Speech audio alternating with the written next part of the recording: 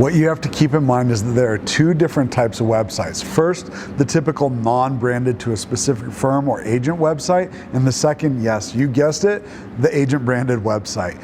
The difference is that non-branded websites most likely will sell your information to an agent or multiple agents in the area or to the highest bidder, and you'll quickly get a call with a few of them that paid for your information. With an agent-branded website, your information goes on to a particular agent, and this agent will most likely reach out to you and make sure your experience on that website is good and ask you a few related questions that will help you with your search and enable them to help you even more. Non-branded websites have accurate information most of the time on the homes that go into the market. After all, we as agents have to pay for the marketing and want our listings on any website as long as it will bring buyers and sellers.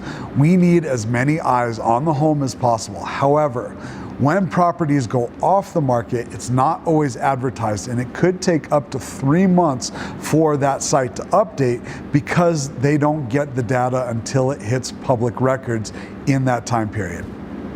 Branded sites typically are updated about every 5 to 10 minutes, since licensed professionals have a choice to pay for multiple listing service feeds that have up-to-date correct information about new, pending, sold listings in the search sites, including price drops, new build homes, and basically everything that you might want to see in the MLS. Side note, there might be more than one MLS in your area, north, south, east, west. It's good to have as many MLS feeds as possible in the home site search that you're looking on. Typically, that's how majority of people start their search, online, and they choose the agent after. While it's not a wrong choice, and everybody does it, there's definitely a better one, and it is to choose a realtor first, to choose your advocate. It is definitely a better choice to choose your advocate, a realtor you want to work with, and make sure that you use the online tools and websites accurately.